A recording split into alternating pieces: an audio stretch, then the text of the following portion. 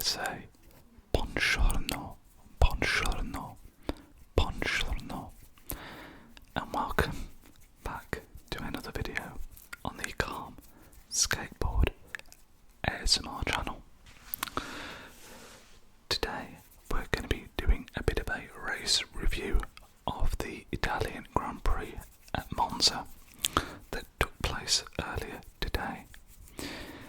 If you do enjoy this video, please be sure to show support to the channel by leaving a thumbs up, commenting and subscribing to the channel if you are new around here. If you are not new, welcome back.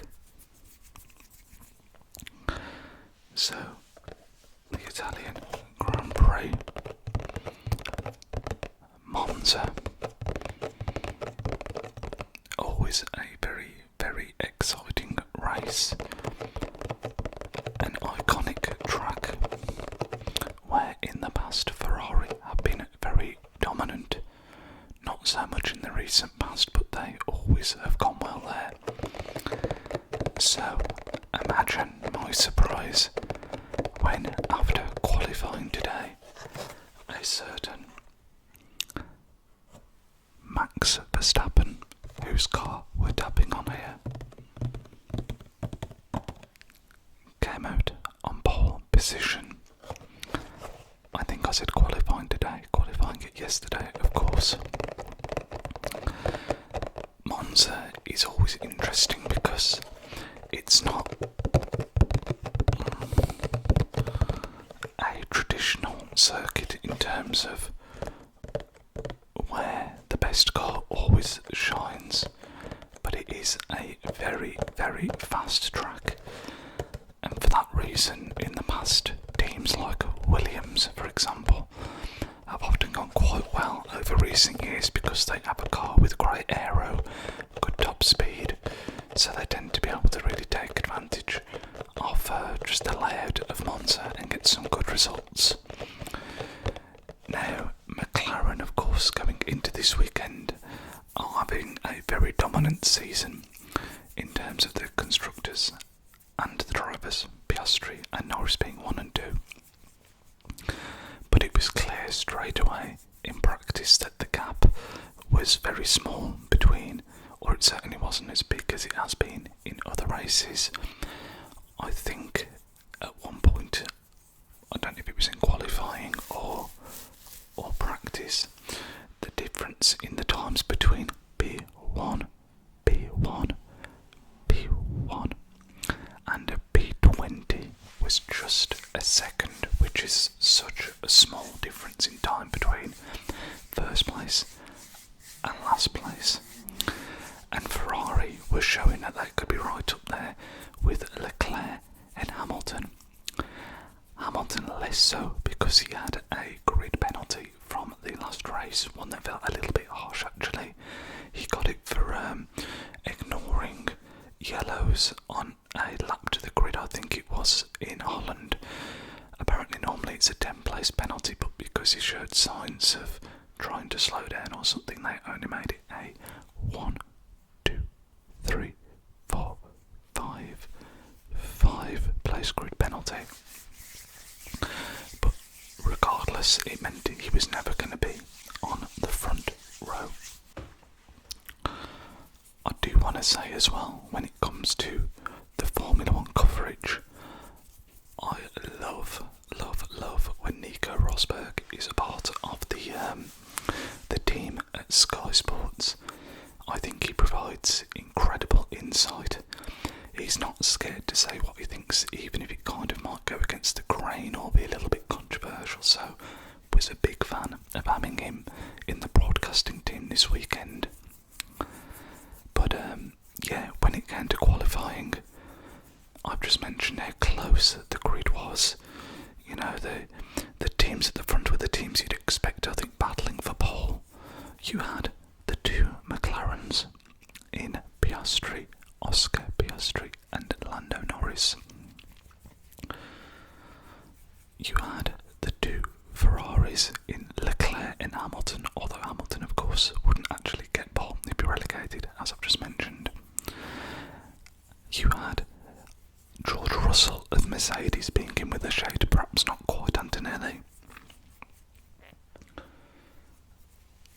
and similarly at Red Bull with Verstappen, but not Tsunoda. Now, when the grid is as close as it is, and Monza being the kind of track that it is, there are very few heavy braking zones. It's a very fast track. In fact, it's the fastest track on the calendar. So, on a track where the driver can make a real difference with such small margins, imagine my not surprise when Max Verstappen here got pole position. I've said it before and I've said it again. To me, he is the most talented, fastest driver on the grid, and it never fails to amaze me that clearly he doesn't have the best car, but still he's so capable of getting it right there at the sharp end. Behind him we had predictably the two McLarens, in Norris qualifying just ahead of Piastri, with Leclerc coming in fourth. Big shout out again to Gabriel Bortoletto, who qualified in 7th place. I mentioned in the last video how he's really impressing me as a rookie this season, and I do think it's going under the radar a little bit, but yeah, Monza in the past has been known as a track that's very hard to overtake on, purely because of the lack of heavy braking zones. Turn 1, lap 1 is always really, really exciting because of it being, so much traffic, such a heavy braking zone, such a long run into turn 1. But I think Norris will have been relatively happy to be beating P2, knowing that he could potentially get that run on Verstappen on race day. We fast forward to the start of the race. The weather was looking clear, no signs of rain to throw a bit of chaos into the mix. I should say, I do again have my little book with a few notes in it, just to refer back to, because again there's a few talking points I didn't want to forget about. Going into the start of the race, we had pit lane starts for Isaac Hadjar, who of course has been qualifying so well recently. He actually ended up not getting out of Q1 but took a pit lane start. And then also there was a pit lane start for somebody else. Who was it? I actually can't remember, and I didn't make a note of it, but there was another pit lane starter as well. I think it might have been Ollie Behrman, but I don't remember. But the race, before we'd even started the race, Nico Hulkenberg was forced to retire. He got a DNS, a Delta November Sierra DNS, because of a hydraulics problem with his Sauber, which was a bit of a shame. I think he would have been disappointed with his qualifying, seeing Bortoletto in 7th. I think he was around 12th or 13th, so that would have been disappointing for him. So to then not even have the chance to start the race, he had to retire after the formation lap, would have been very, very disappointing for him. But then the race got underway. Verstappen gets away well, but Norris gets away just a little bit better. But because of the way the track narrows into turn 1, Norris was forced to take the grass with a couple of wheels, and Verstappen retained P1 for turn 1 at least. Behind him you had an electric start. There was kind of two really exciting battles over the first couple of laps. Firstly, Norris and Verstappen, and then secondly, Leclerc and Piastri. Verstappen in turn 1 kind of took evasive action. You had them going side by side. Norris managed to survive being on the grass, kind of forced Verstappen a little bit wide,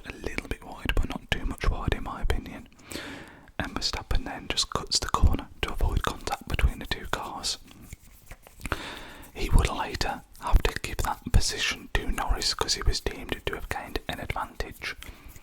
While all of that was going on, Charles Leclerc made an amazing pass on Oscar Piastri. So after lap 1 there'd been a bit of change at the front. We then had Norris leading, Verstappen second, Leclerc third and Piastri fourth. Piastri quickly returned the favour on Leclerc, as did Verstappen on Norris.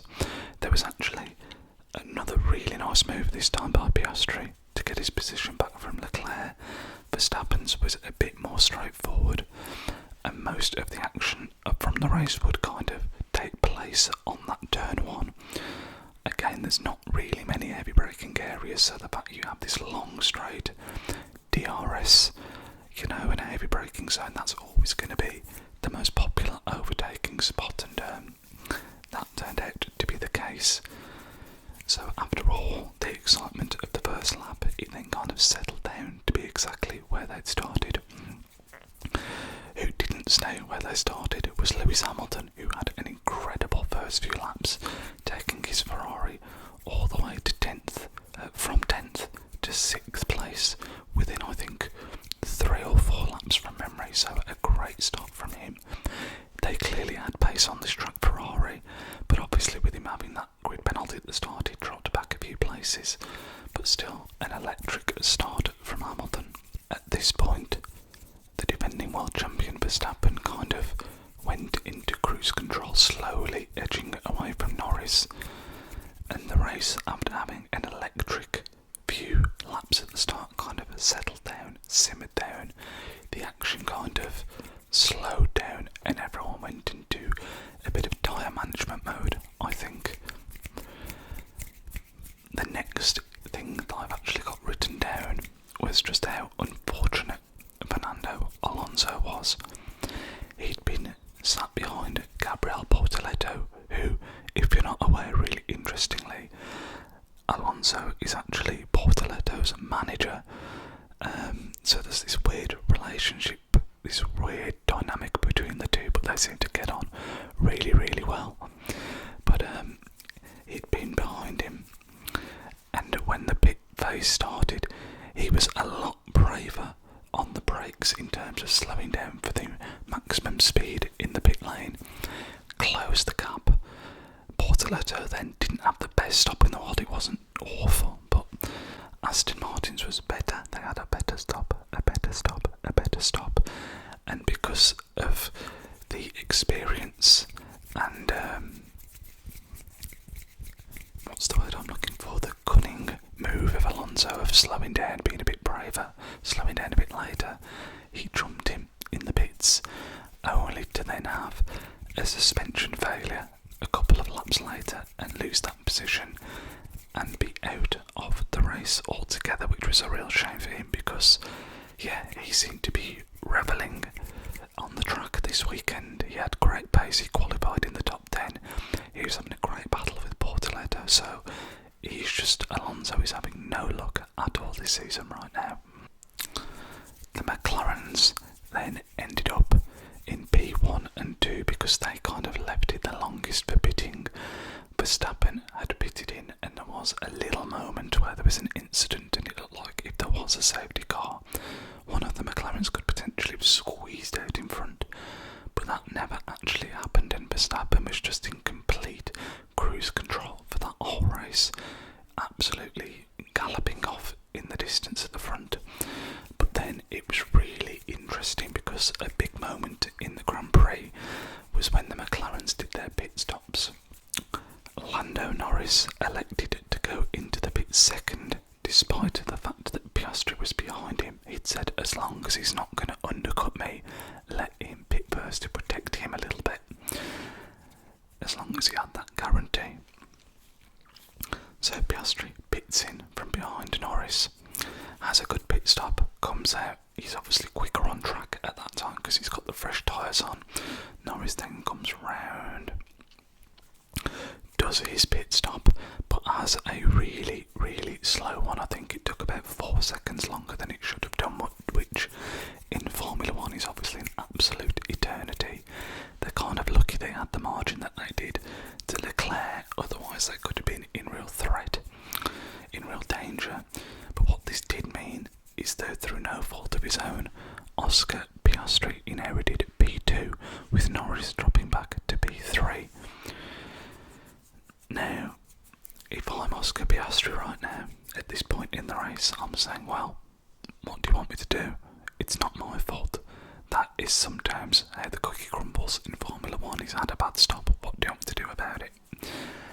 But because of how the championship is, I think, and I actually think because McLaren probably felt a little bit guilty, they instructed Piastri to let Norris back through, which he did, but he did comment on it saying, I don't really see why I've got to do this.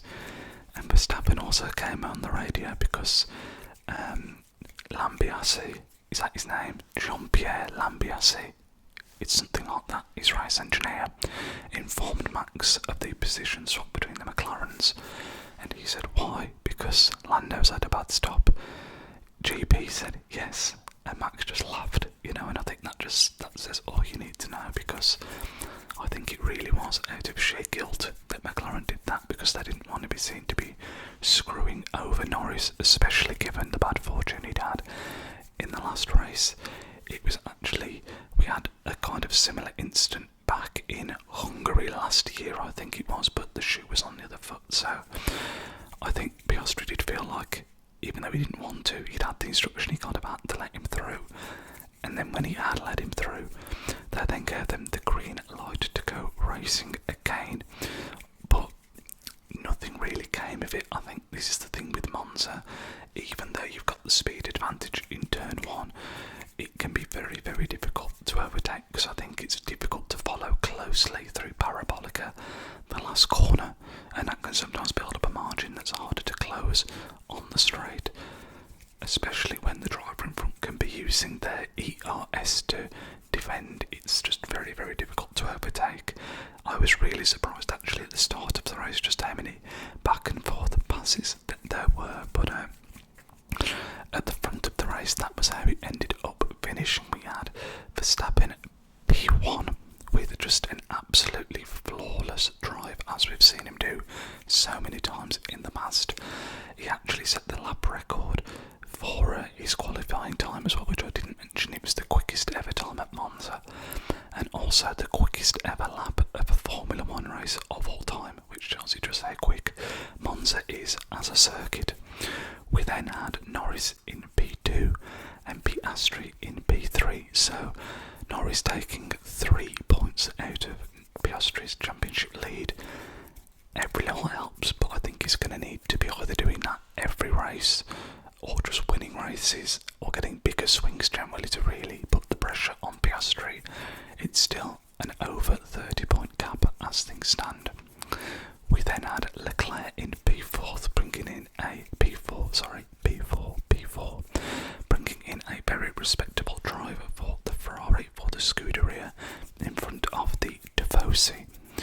Russell in P5, who just always seems to have these uneventful races where he's just maximising the car, it feels like, and very rarely outside of the top 5, so good drive from him again. And then Hamilton in P6 with what I think we can all agree was a very, very good recovery drive. Alexander Albon put in P7. I think he'd be very happy with that from where he started. Was he in Q3? He certainly finished higher than he qualified, if I'm not mistaken, but a good result for Williams. And for Albon specifically, I think if I was Carlos Sainz, I'd be very, very frustrated. He's not had too much luck this season, but today, a track where Williams have gone well in the past, your teammate has come in 7th place, a great result.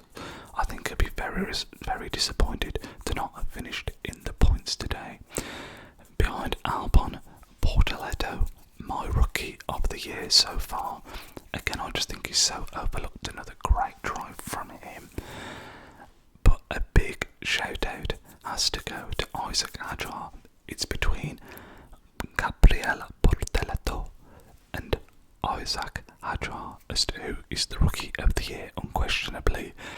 My vote is currently going for Bortoleto because I think he's really, really outperforming the car. I know Hulkenberg got that P3 at Silverstone, but generally I think he's really doing well with the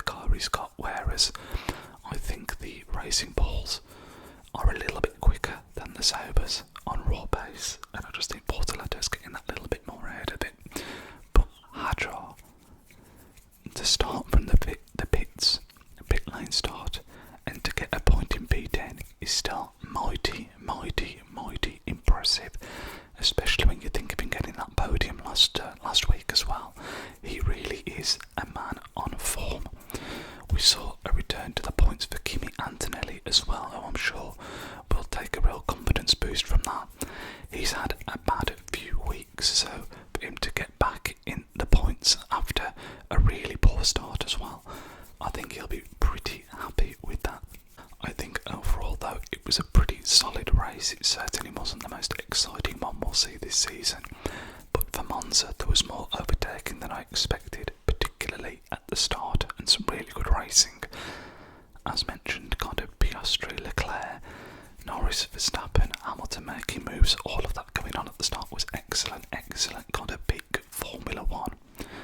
The race then kind of simmered down a bit after that, but there was still the flashpoints, in particular with the McLaren pit incident, and again just some really solid good performers all round. But let me know your thoughts on the race in the comments down below. Who was your driver of the day? Who was your disappointment of the day? I'd love to hear in the comment section below if you are still awake and watching this. But that is going to end up this video, guys. I hope you enjoyed the rest of your Sunday, or whatever day it is when you're watching this. Have a wonderful rest of your morning,